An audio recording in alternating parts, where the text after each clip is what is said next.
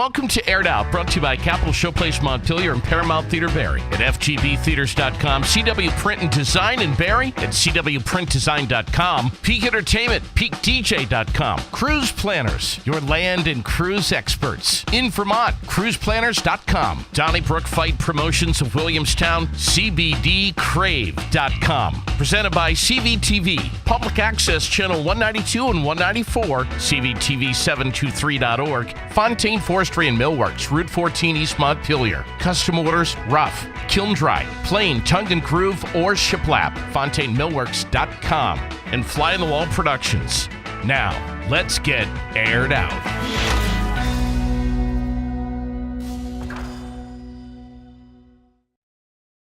And a good evening. You've got Aired Out. I'm JD Green. Thank you so much for checking out the podcast, for subscribing, for liking, and sharing and being part of the entire experience. We appreciate you tuning in and sharing this with your friends.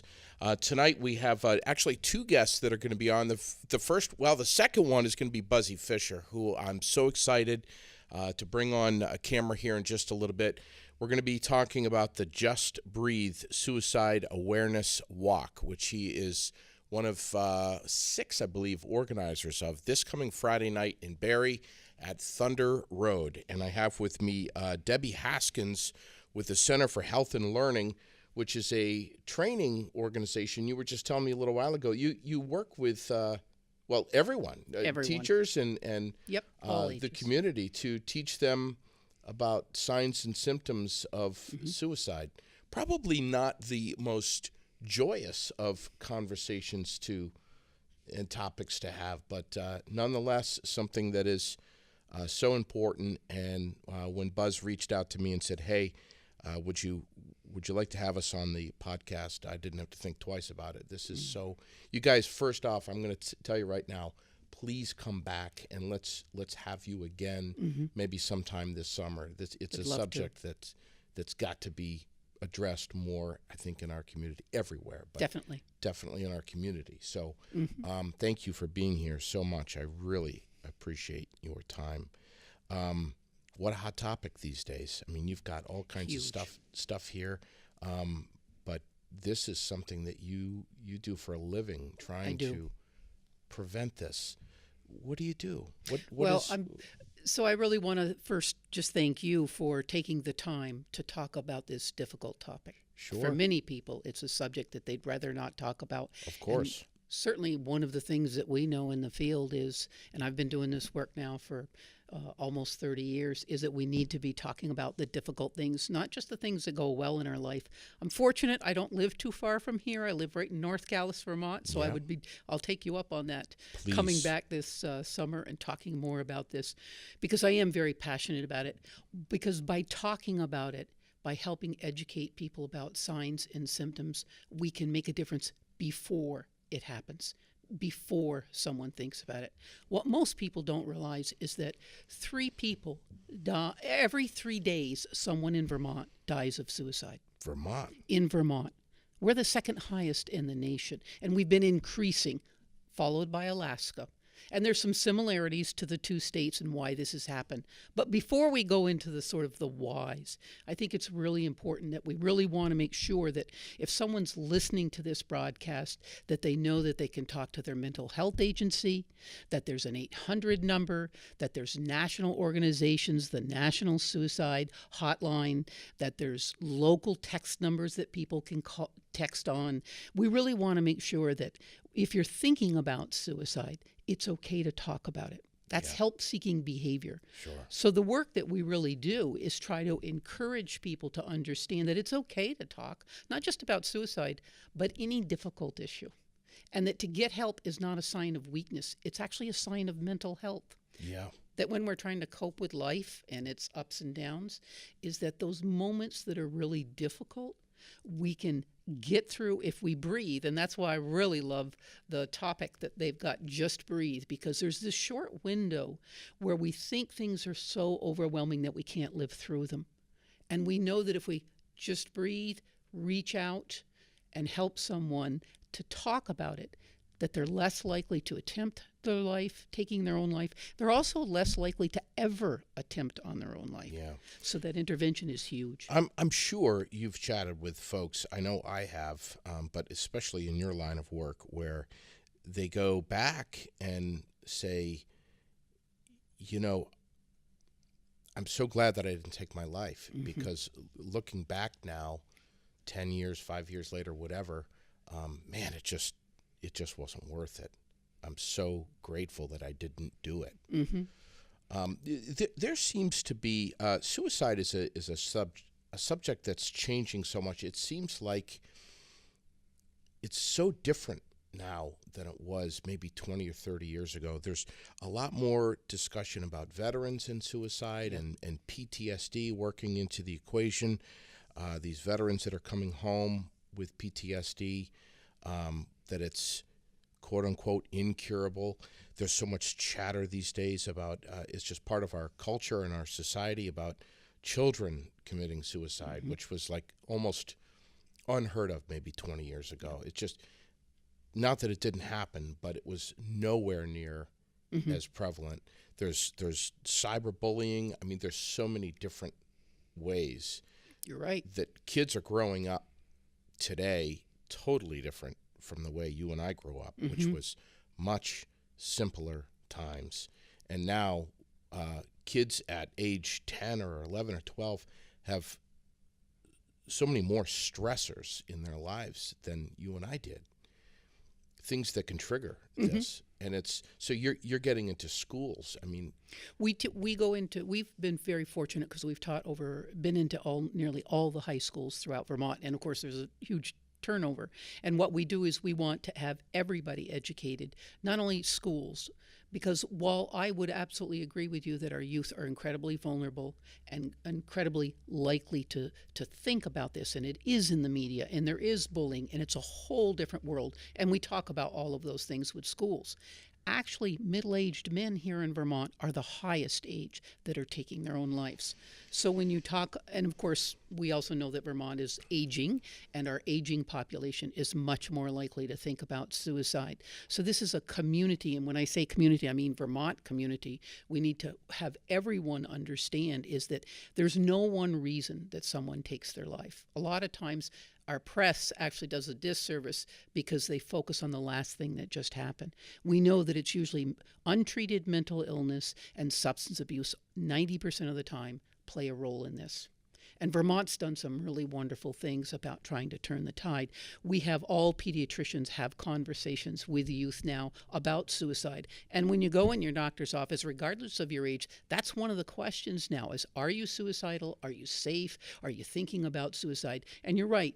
So while the media has changed, and in some ways they do talk about it more, but not always giving the accurate information that they need to. Oh, yeah. And that's the thing that we're working the hardest with, I think, or one of the things that we work with is we do work with the media. And that's why it's so important today to be here, to be able to dispel some of the myths. Yeah. That one of the things you're never supposed to do is give details, because that can actually trigger someone to think about. And also glorifying a death by suicide. Notice my language. That's the other thing you'll notice by the signs that we're trying to get people to use different language. And we know this because it's hurtful, because people that have survived suicide, or their families that have survived a suicide, or someone has died by suicide, have said, that's hurtful. Committed hurts.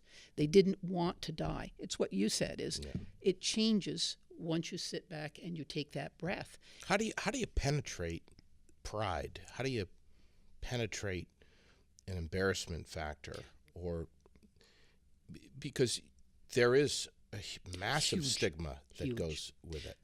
How do you get through that? Well, I think by listening and listening non-judgmental. And what we found is that most people who are suicidal, they want to talk about it. If you can take away that many people have depression, many people struggle with decisions. Let's talk about that. Tell me more about why you feel the way you feel. So if I open it up and I make it safe and I say, we're going to get through this together, I'm going to help you find someone, you're much more likely to talk to me unless I say to you, well, and we're going to put you in the hospital. That's not the goal. The goal is to really help you understand is let's just talk. Let me listen. And I don't have all the answers. Isn't it remarkable, though, that some of the early signs and symptoms are flying under the radar, even with those that we are closest to in our lives, our husbands, our wives, our kids. I mean, we duck and dodge. And by the time, we're ready for help or maybe even talking about it, it's almost too late at that point. And that's why it's so important for whether it's a family system or a school system or a work system to be trained so that when people come together, they said, oh, I heard this about John, or I think John's thinking about this, or, he told me this. When we come together, we know that every person has a piece of the puzzle. And we find this out, unfortunately, because when there's been a suicide, people come together at funerals and they talk about things they've heard or seen.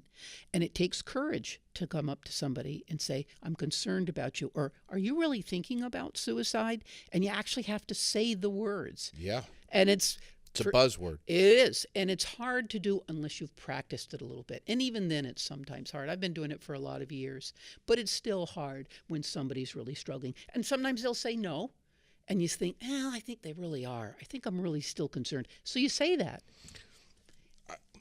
One of the questions I have is, how connected are you with the police? Here's the reason why I ask. Because there's so many different services out there for suicide prevention. Yes. We're not able to memorize all of them. Nope. And we get overwhelmed. Do we call 211? Do we call 511? Do we call 911? What do we do? So my question is, when I say, how connected are you with the police, that's often the first phone call that's made out of a quick fix, desperation. Are you connected with them? Yes. Does your phone ring because of them? It's a great question, and I think both on the coalition and in real life, we encourage communities to come together as teams.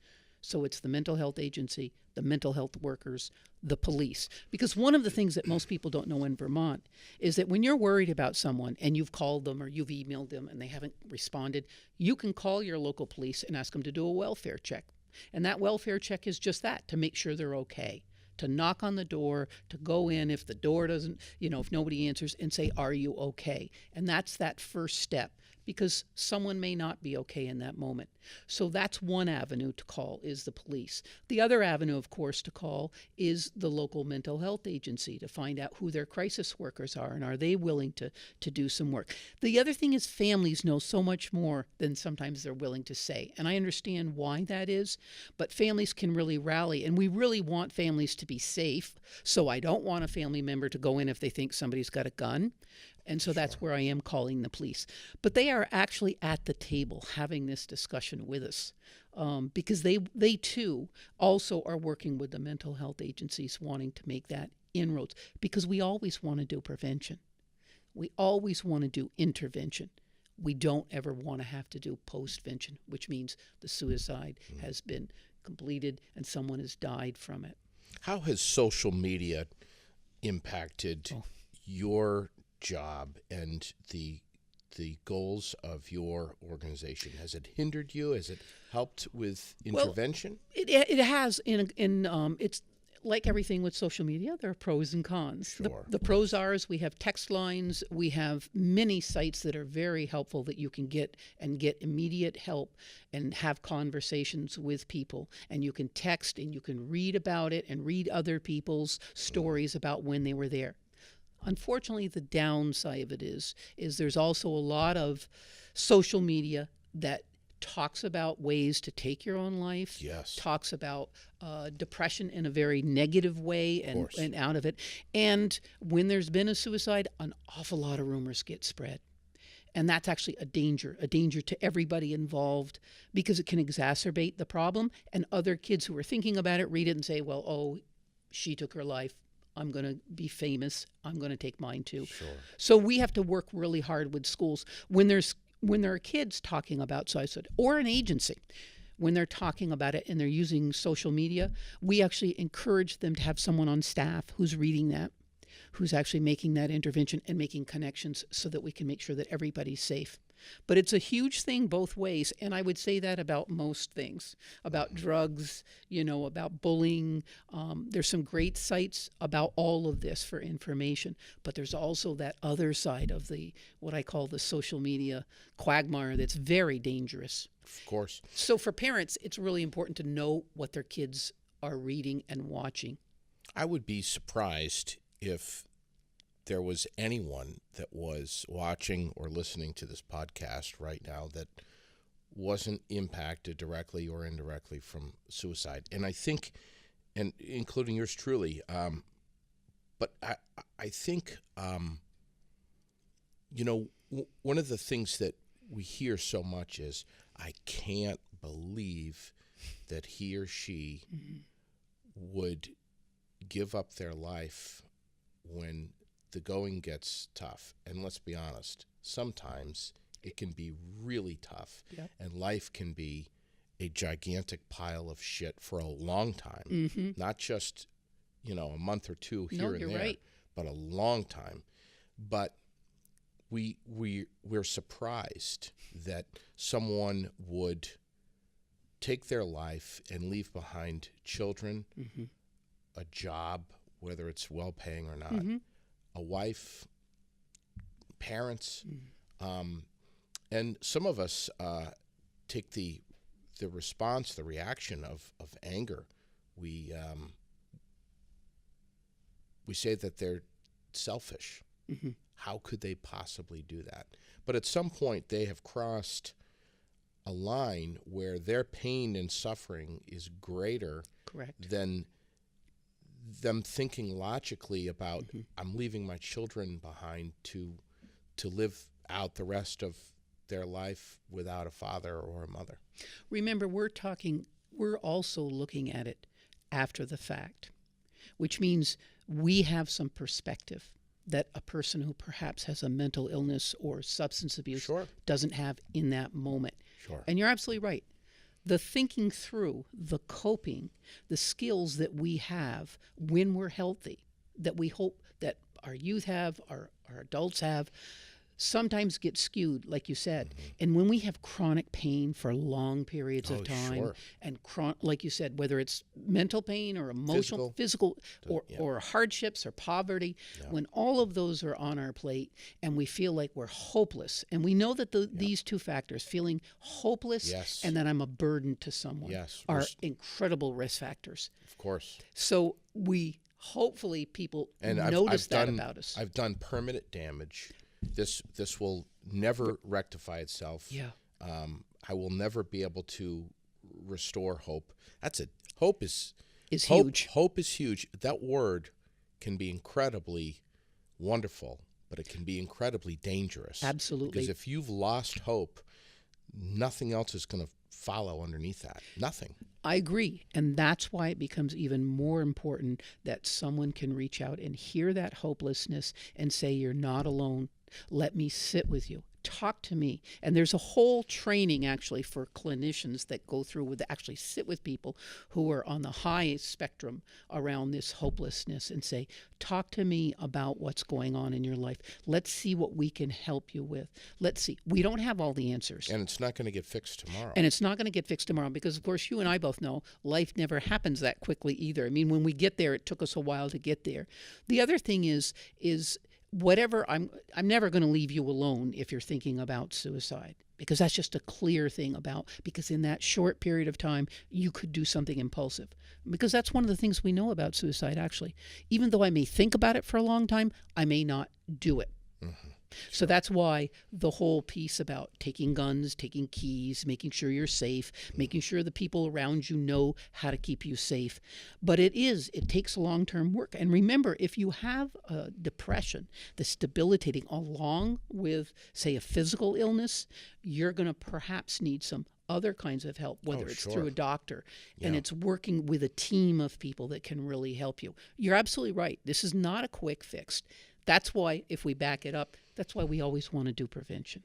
Yeah. We want kids to learn, and adults, to learn how to communicate and how to handle being healthy, mentally healthy. It's funny to me that we teach a lot of things in our schools. We teach math, we teach science, we teach a lot of skills.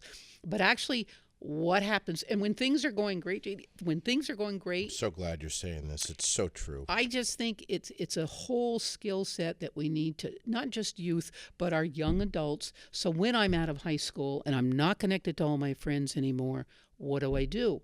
Well, we have a high level here in Vermont of binge drinking and marijuana use and drug use. We do. And it has a correlative effect of a high suicide rate. We know this. This is one of the correlations, not causal.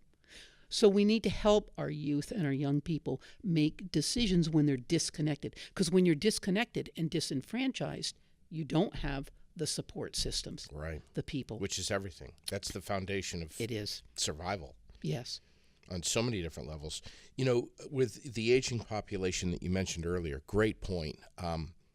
Elderly folks who may suffer from some dementia, combine that with some depression, they have lost the majority, if not all, of Yep. their family members. They've become paranoid. They've become angry. There was just a man I just was in the news last week who had dementia, and I think he took his life and his wife's life at the same time over in New Hampshire, maybe. Yeah. But that's huge. It's huge. And then you go to the other end of the spectrum, where I mean, let's be honest. Kids are really freaking mean. Oh, gosh, yes. They are. You mean the brutal. bullying and The bullying. Yeah. They yeah. are brutal to other kids. I mean, like nothing I've ever seen, nothing I was used to. Well, that's because you mentioned it before. I think you and I came from a time where, and this is where mental health is different. When I went home at night, and I'm guessing you did too, everything kind of shut off. You got it. Didn't have the 24/7 kid that could bully you all the time. Nope. So one of the things we know about the human brain is it needs time to sleep. It needs time to be away from technology. It needs time to, if in my head, heal. Yeah. And we need to teach not only youth this, but we need to teach parents who are the caregivers that your child, regardless of their age, needs time to heal and rejuvenate. Unfortunately, the bullying that you're talking about happens 24/7, and a lot of it happens outside of school and then comes back into school. Yeah. And that's one of the huge things that they're dealing with. And bullying is right up on the list of a risk factor for a youth, and we have seen it in other states where young kids have even told other kids to take their own lives. There was a huge case about that. Yes. And how to do it. And how to do it. Those are the kinds of messages that we're fighting, which are huge. And so we are always kind of going, as I say, upstream to let's get into first, second, and third grade. Let's make sure that our kids have better health skills. Let's make sure that our parents also have better health skills. Yeah. And the age of technology, when it's so easy to text someone, whether it's good or bad information, and I don't have the face-to-face contact that we're having right now, Yeah. we're losing some things. Sure we are. And I think that that's part of why I might, whether I'm 83 feeling hopeless and nobody cares about me because nobody comes to see me and a text just doesn't cut it if I'm even texting at 83, Yeah. or if I'm young and I just want to know that somebody cares about me. Sure. Because that's the first thing that we talk about is Sure. you show you care to somebody, Sure. which is what all human, interaction is all about, showing you Of care. course it is. Not to. I'm going to tell you something that may surprise you. Maybe won't. I guess probably not much surprises you. But as a dad with a 4-year-old little girl at home, which is so wonderful, I'd like to think that I'm dialed into most things with her life.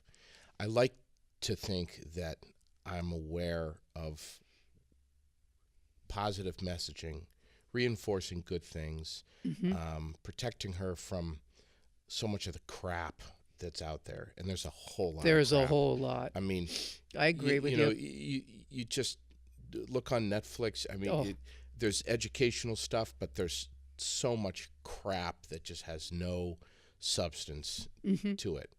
And we try to monitor as much as we can. I had a friend tell me that there's this, that when our little girl is watching YouTube, that there's this viral thing that comes into innocent programming on YouTube that our children are watching, where it's called Momo. I don't know if you've ever heard of it, but it's basically this scary creature that comes right in the middle of the program and explains to you how to commit suicide, and goes into graphic detail of how to do it, and that it's okay. And I mean, it's really graphic. I saw it, and I tend not to shake things off very quickly and easily. Things stick to my bones a little longer than they probably should. This is still bugging me. I saw this like 2 or 3 weeks ago. It's still bothering me. I just cannot believe it, that children that young with that type of programming on YouTube are being targeted. This is one screwed up world. It sure is. And that's what makes it even harder. For what you're talking about is we can only protect our children so far. Much. And then there's, whether it's the media or whatever is out there that's going to pull on them. So this is why so many people get involved with, whether it's about suicide prevention. There have been people that have taken things off the air because parents have become involved, because mothers and fathers have said this is not acceptable. So the other part of me is an advocate.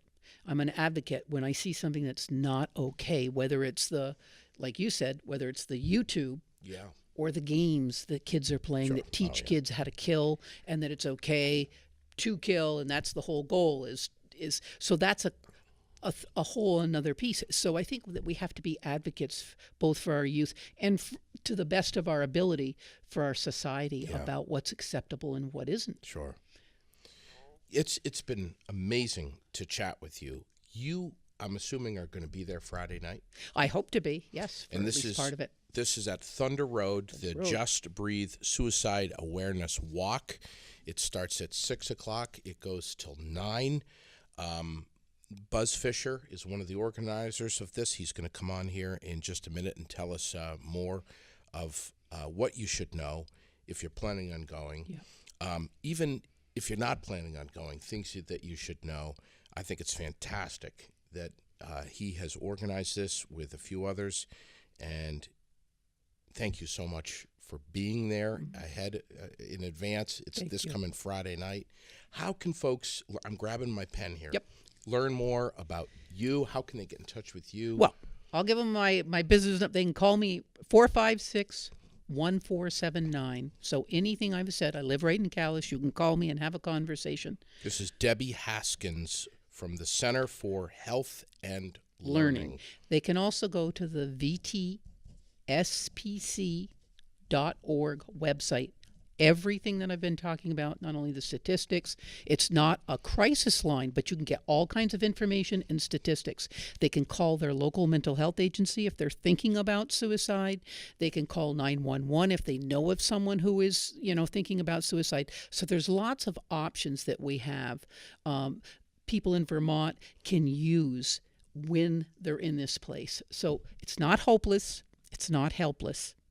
Need to teach people to reach out. You and I are going to be in touch. I'm going to get you back on here in another few months, Debbie. Thank you so much for coming in. Thank you. Buzz Fisher up next here on Aired Out.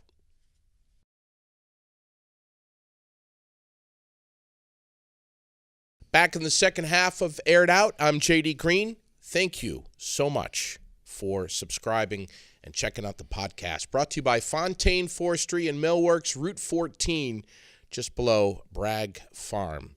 Mark Fontaine and the rest of his family over there, amazing people and so talented.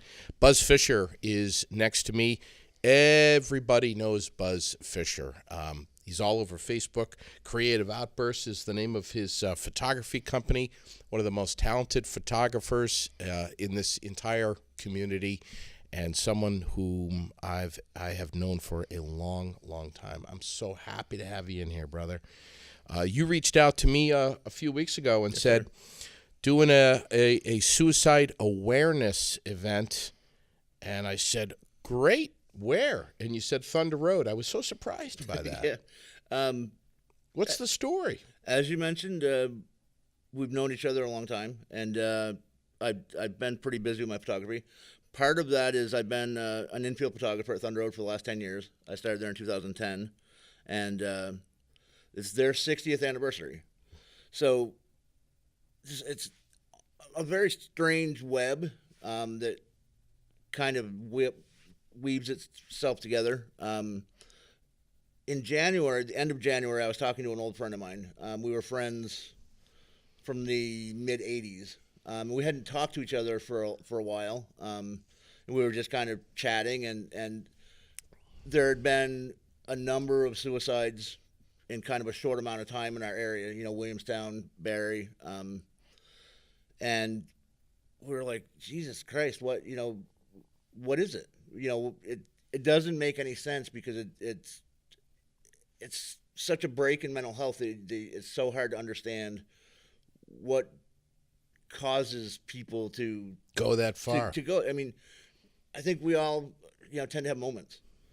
Thankfully, most of us are able to recognize or get help or whatever. Something intervenes. But we were talking about, well, what can we do? And the idea of a walk just kind of came up. And it was like, if we're going to do that, let's talk to the guys at Thunder Road and see if we can do it there. That's self-contained. There's plenty of parking. I was looking at it logistically. Yeah. If you have it in a city, all of a sudden you have to worry about, people crossing streets and insurance and all that. Sure, of course. That's not my thing. I don't know any of that stuff. But I can organize a little bit. So we talked about, let's make it an event. Let's not just do now, I love Relay for Life. I think they're an amazing organization. They do an amazing thing. But we had no budget. So when we started this, we were completely out of pocket. Zero. Understand. So what we wanted to do is we want to raise money. And when we chose the Vermont Suicide Prevention Center as our recipient. So Just Breathe is it's not an organization per se. This year, Just Breathe is a walk that's going to happen on Friday night. And we are at Thunder Road. At Thunder Road, yes, sir. All the money, all the proceeds are going 100% to Vermont Suicide Prevention Center, which is under the umbrella of the Health and Learning. And huge thanks to Debbie for coming and talking.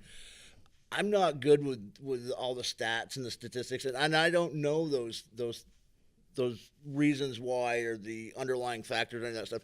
All I know is that people that I know and love, need help. Yeah, sure. So my friend Casey and I were talking about it, and Casey's sister-in-law, her son was in the Army and didn't adjust well when he got back. And like a lot of folks, had gone through a progression of those signs that nobody realizes they're signs until after. Yeah. So the three of us sat down and we're talking about, well, let's do this. I'm going to talk to the guys at Thunder Road and see what we can do. And I want to try to do it before school's out so that we can really push it through the schools because it's such an educational piece. Sure it has to start that young. Sure. I have a daughter that's 29 who, well, she'll be 29. She's not yet. So, man, your kids. Absolutely. I know. Jeez. They were young when we got together. God.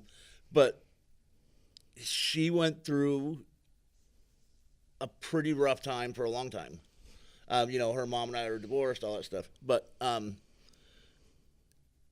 to think of her at your daughter's age scares the hell out of me. In my eyes, she's still my little girl. Oh, yeah. In the world's eyes, those days are over. And that is a frightening, frightening thing. So we sat down and decided that we wanted to do this walk, and then I got a little grandiose with it. It's like, well, I don't want to just walk. I want to have a bouncy house, and I want to have a face painter. So Sky High Slides and Such is setting up a couple inflatable, a bouncy house, and some sort of inflatable slide thing that I'm not going on. That's so cool. Thank you, Sky High. That's going to be awesome. Alexis Dexter from Forget Me Not Flowers is she so also cool. does the Artistic Circus is her face painting deal. Oh, that's She's going to awesome. set up and do face painting. I've worked with a friend of mine. The nice tie-in is because I've shot all these racetracks, I have friends who have race cars. Race cars have sponsors. Sure they do. So one of the sponsors of one of the cars is a program called Sweethearts and Heroes. And they're based out of, I believe, right over the lake in New York. And what they do is they go around and visit schools. And one of the guys used to fight MMA. Another was pretty horrifically injured in a fire. And they go and they talk about bullying, and they talk about, positivity and really, really stress the need God for bless them. acceptance. Absolutely. They're coming. Man, I wish there were so many more people that did that, Buzz. Absolutely. They're the ones that people are going to listen to. If I go into a school, nobody cares. If a former MMA guy goes into a school, all of a sudden he has an audience. And it's incredible to see somebody that has that ability and that power use it for something that's positive and understand that it's not a moral obligation. Yeah. But damn, when you stand up and do it, Yeah. son of a bitch, that gets respect. I mean, Of course it does. Mad respect for me. So they're going to be there. They're going to have a race car there. They are in conjunction with the Vermont agency, which is under the umbrella of National Life. They're going to they're going to set up a resource table and a photo booth, which is near and dear to my heart. So we're going to have all of that stuff set up. Had some friends that came and want to do the biggest bake sale that has been in this area. Clearly near and dear to my heart. Yeah. I am all about that. Me as well. But the other organizers, I just want to make sure, because this has been an incredible amount of work. And it's not over yet. This week is probably going to be more work than I've done in the last 6 weeks, which is fairly scary if you talk to anybody in my family, because they haven't seen me. I've been literally 18 hours a day between this and trying to, race season has now started. So, Yeah. But I do want to mention, I'm organizing this with Casey Smith Pixley, who has been my friend since I'm older than her. I will make sure to say that she's younger than I am. But we've been friends for a long time. Her sister-in-law, Alicia Pixley, she has been helping a great deal. Holly Nutter, who works over at Basil's. So we've been having our meetings at Basil's Pizzeria, which has been kind of cool. Nashonda Broman, who is very, very busy with youth sports. She works at, I think, Montpelier School, and has been really busy with her daughter plays AAU basketball, so they're in different states all the time. And Sarah Metcalf came on, and she actually helped organize a couple walks like this, I think in North Carolina. So she's been pretty, it's been great to have her experience, because when the beautiful thing about Sarah, I think what's awesome is none of us knew everybody else. Yeah. We all kind of knew somebody here or there. So for me, that's been really, really great to get to know people. I spend, I'm always in the public, but I'm always behind a camera. Yeah. So, right. I mean, I'm busy. I don't do a lot, I'm fairly active on Facebook, but that's because that's my outlet. Yes, I work right. I work by myself, and Cute dog, by the way. absolutely, Tori is awesome. My miniature dachshund is pretty incredible, and she's going to love seeing this. I'm Yes. sure. Hey, Absolutely. So at the walk So itself, you guys all have a commonality. You're all connected. absolutely. And again, we've all lost people who have driven us to a point where we want to try to help other people. Because it's, one of the things that Debbie talked about was, seeing the signs and being to help the person in crisis. And I think part of what we're trying, we're clearly that's the most important part, is to help somebody through that crisis. But so often people are left behind, and they just don't feel supported. They just don't. Everybody comes to the funeral and talks about, oh, well, I saw this, or we should have known, and then they fucking go home. Yes. And when they go home, what happens? Close the book. And that person is still living with that every day. Yeah. That doesn't go away. Right. So I think that's part of what we want to try to do, is give people an understanding that we're such a flyby community now. The whole world is on Facebook. Everything. It pissed me off yesterday. Everybody's sending Happy Mother's Day to their fucking mother on Facebook. No, go call your mother. If you have the ability to call your mother, the way the world is, man. Absolutely. I know. And I think that one of the groups that we have coming, there's a gentleman who races at Bear Ridge. He races a dirt modified, which is $60,000 car. Last year he went and bought a brand new car, and he had it vinyled for the his story is bullies suck. It was a bully suck car, and it was about bullying, and he hooked up with a kid from, I'm not sure where out west, who had created a thing called the Bully Box, which is an app for your phone. The server can go either on the principal or superintendent in their office. Students put the app on their phone, and they can make an anonymous report if they're the victim of a bullying, if they see bullying or whatever. It goes directly to somebody who can actually do something about it. About damn time. Absolutely. Incredible. But it came from a kid. And that's the sad part. It's beautiful that kids have the forethought and understanding and ability to do that, but it's sad that they have to. Yeah. It's just scary that kids are sitting around and trying to figure out how to protect themselves. It's our fucking job. Of course it is. And I'm sorry, I swear a lot. No. Here's the thing, though. It's not just mom and dad's job. It's everyone in the community. And it's not just the teachers either. It's everyone's job. When I was a kid, it was, and again, I'm almost 50. I grew up in a really small town, and my neighbor, and I don't advocate beating a kid, but my parents knew that if I did something wrong at somebody else's house, they probably didn't have to punish me when I got home, because it probably already happened. There was a certain beauty in that. Yeah. Now, kids, a parent will go to their the end of the day to defend their kid, no matter how wrong the kid is, just because they're not going to let society screw their kid. And it's sad, but oh yeah. So what we're trying to do, and I know I just jump all over the place. No, that's all right. We really want to raise money, because at the end of the day, every answer to every problem is somewhere when you involve government or health agencies or whatever. At the end of the day, it comes down to money. If the funds aren't there, you really aren't going to make a lot of headway. Yeah. You can have great ideas, so if you true. can't implement them. It's if you so can't. true. So what we're doing, we didn't require people to register this year. We're kind of looking at this year as a trial to take notes and figure out what works best and what didn't work.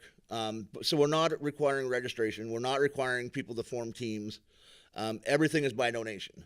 Everything's by donation, and you don't have to, it's from 6 to 9, but you don't have to be there. Correct. At 6. You might miss out on a couple cool little things that we have surprises lined up at 6 o'clock. Okay. But certainly show up anyway. Yes. You'll have this is the 60th anniversary for Thunder Road for the track. A lot of people don't, I'm lucky enough. I spend all summer in the infield. I walk across the track every week. But a lot of people don't understand, sitting in the stands, how cool that track is. It has a personality of its own, and when you walk across it, you will feel it. Sure. With the installation of the new wall, which has got the entire community in an uproar right now. Yeah, right. People can come out and check that out. And hey, thank you, Chris Michaud. Absolutely. I just as another,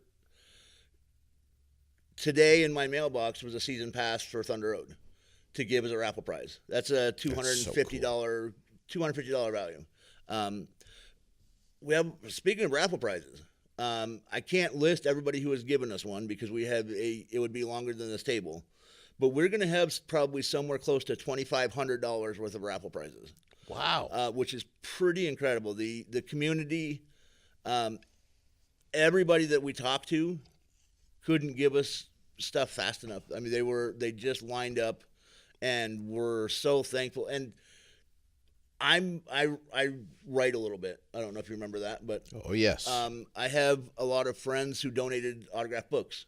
So we're going to give out some autographed books. Some very cool. I got race tickets to 4 different tracks, which is kind of cool this year. So we're going to give those out.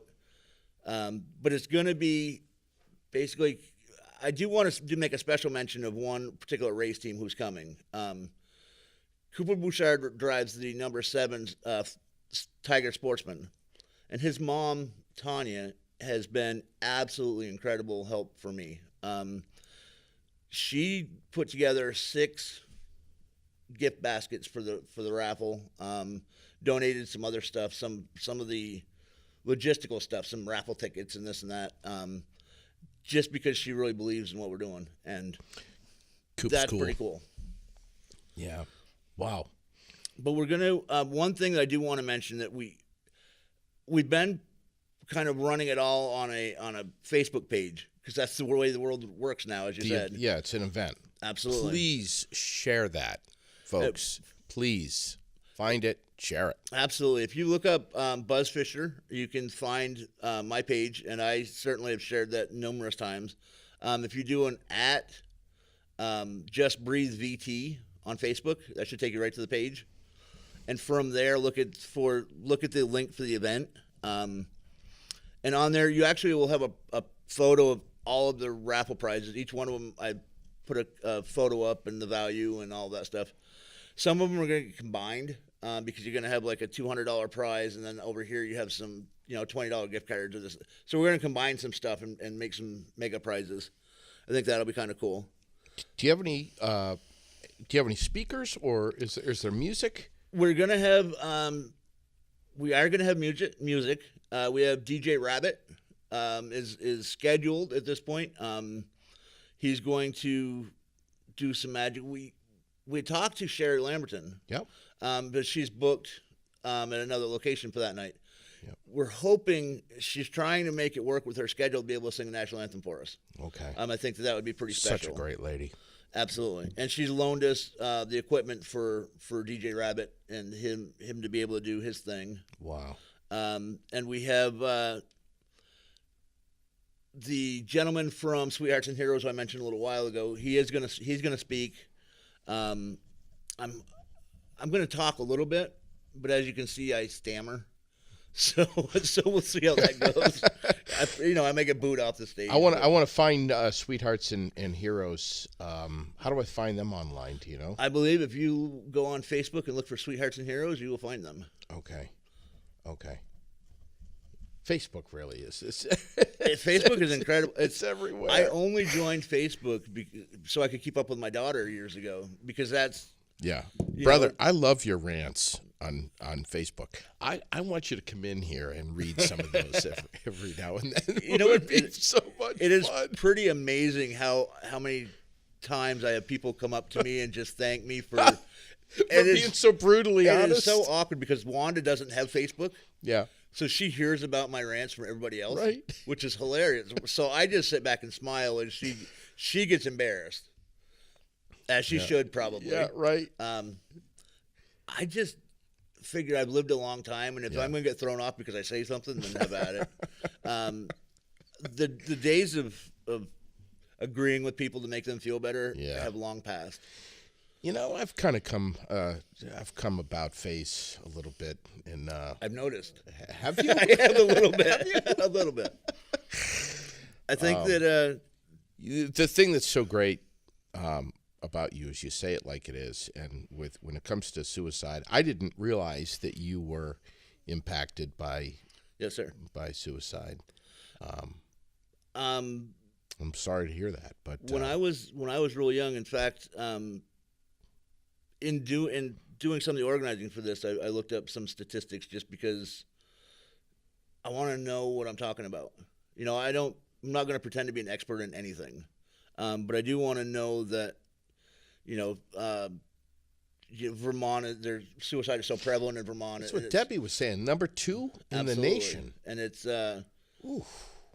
now, when I was a kid, I had one of my best friends was I believe he was 11, and he just did, and it was I don't know if there were I don't know if there were warning signs. I don't know any of that stuff. But what would the warning signs for an 11-year-old be compared to a 40-year-old? He didn't quit his job. He didn't, it isn't. Sure. That's not how life works. Sure. But nowadays, when you look at the way the world works, that 11-year-old is living the life of a 20-year-old because they have the constant pressures that they shouldn't have. Of course. You know, that's what I was saying earlier. Absolutely. It's such a different world now. Absolutely. I just we had our first grandson in September, and it scares the hell out of me. It really does. One of the first things that my dad said when we told him that we were going to be having a baby, and you'd get along. You'd get along great with my dad. Is congratulations, man, do I feel sorry for that kid.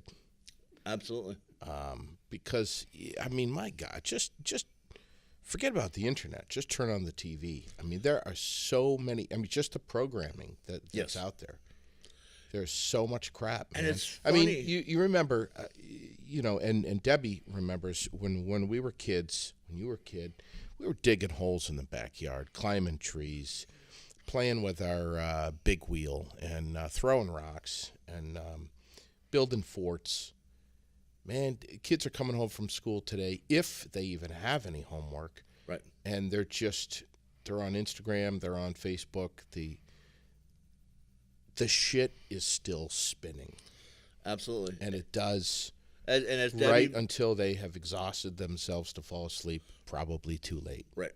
And as you and Debbie were talking about, that it doesn't stop at the school door anymore. No. It follows you home, and when you get on the bus, it's there again. And the bus drivers, their responsibility is simply to get you home. Their responsibility is to get you to school. And they can't referee because you'll have that parent who, it's the cycle. The world is just wrong. Yeah, that's what, at the end of the day, the world is wrong. It is. I don't know how to fix that. What I am hoping that something like our event will do is, I guess here's a little anecdote. When I posted the event, I actually got a message from a guy from a person in somewhere in Canada. I think I don't think they were in Montreal, but somewhere in Quebec, and they didn't fully understand what it was we were doing, and were really asking us to bring it there so we could go and do a walk there. And you know me, I talk to him. I'm not one to just kind of brush somebody away, and I talked to him, and we talked for hours. And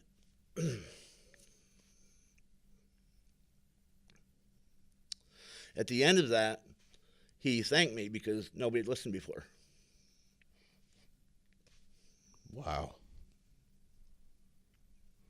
It's what Debbie Haskins was saying from the Center for Health and Learning, is that trying to smash that first wall and just penetrate with basic dialogue, just being able to talk about it is such, it's the simplest thing, but it's also the most difficult thing. Absolutely. And it's the first step, but there's so much, there's so many stigmas that are attached to it. Just veterans alone, there's a pride factor that comes with. I think my understanding is 22 veterans a day in the nation, nationally, and I think if I remember right, and Debbie may know this, I think that first responders has recently overtaken that number. Based on the world that they have to respond to. But Jason Gould. Yes. He's doing some big things with that. Right. I'm not sure if you're aware of it, but he's got some huge stuff on the horizon with specifics just to that. Right. But, back to veterans, there's a pride factor. There's embarrassment of, quote unquote, taking the easy way out. But so many of them do it.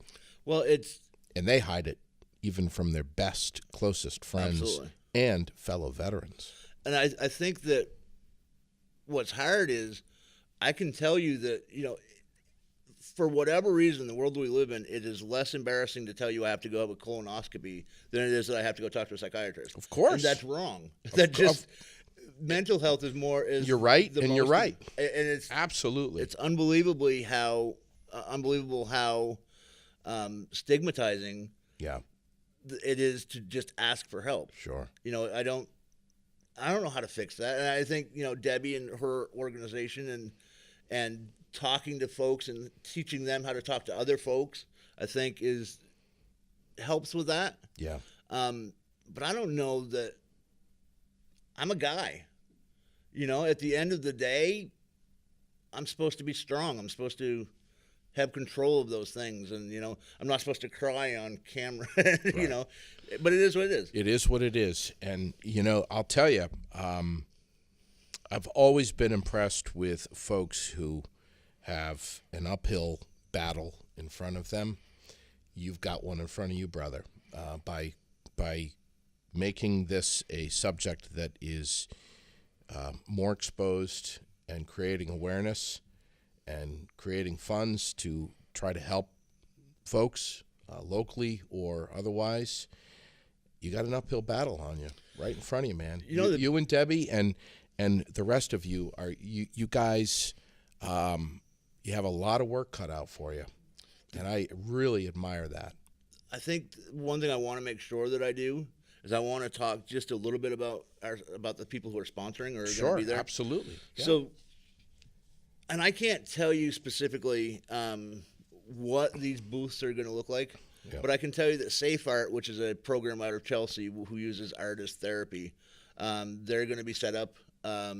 Washington County Youth Service Bureau is going to be there. Capstone Head Start is going to have a booth there. We're going to have some stuff from the Vermont Suicide Coalition, and the Sweethearts and Heroes are going to share a booth with the Vermont agency. That's going to be pretty cool. I already mentioned the inflatables, which is one of my exciting parts. But one of the things that we did was we used the logo, which I gave you one of the decals. And so we used this logo, which I have to thank Andy Moore at M&M Custom Graphics, who helped me design the logo. Thank you, Andy. Absolutely, did an incredible job. He's been awesome to deal with. So we made some T-shirts, which Holly Nutter was in charge of our T-shirt sales. And we sold a bunch of T-shirts. But in order to pay for those the first time around, we got $150 a piece from these businesses. And because they gave us money, I want to mention them because These two. So Basil's Pizzeria, Morrison and Clark Berry Tile, they were quick to jump on board. The Defiant Crew of Vermont, CreativeOutburst.com, Bury the Needle Tattoo. Greg and the crew over there gave $150. Gusto's, Cricket Wireless, and when they got their T-shirts, my understanding is they wore them as their uniform tops. So I think if you go into Cricket Wireless in Berlin, I'm not sure if they're still wearing them because they've had them for a month now. Treasures Unburied and Gypsy Trader. So all 9 of those businesses gave $150, and that allowed us to buy T-shirts, to sell T-shirts, to buy more T-shirts. Yes. So smart. I have no idea how much of a donation we're going to make out of T-shirts yet because we have to see what we sell at the event. The community bank gave us $250 in cash. Well, as kind of cash. They wrote a bank to the Suicide Prevention Coalition. So that was nice. We've had just such great support, and I am so hopeful that it doesn't end on Friday. Because it's not, we weren't doing this as individuals. We're doing this as a community that sees that there's an issue, sees that there's a lack of services. It's not necessarily that, because I've learned, I didn't know Safe Art existed. I had no idea what it was. how many people are in crisis, and if they aren't used to hearing those names of those organizations, how do they know where to go? Right. And that's what I think we're trying to do, is just get those out there. Doing a great job. We're going to have a bunch of race cars come up and climb in. In fact, the Coupe winner from Saturday night will be there. Chris LaForest is bringing his car. He hates his trophy, thinks it's ugly. Go tell him it's a beautiful trophy. He earned it. Friday night is where it's all going to be at Thunder Road, the Just Breathe Suicide Awareness Walk. Buzz Fisher, my guest on Aired Out. We'll see you Friday night up at Thunder Road, 6 till 9. More on Aired Out coming your way very, very soon. Thank you so much for subscribing to the channel. We appreciate it. Brought to you by Fontaine, Forestry, and Millworks, Route 14 in East Montpelier.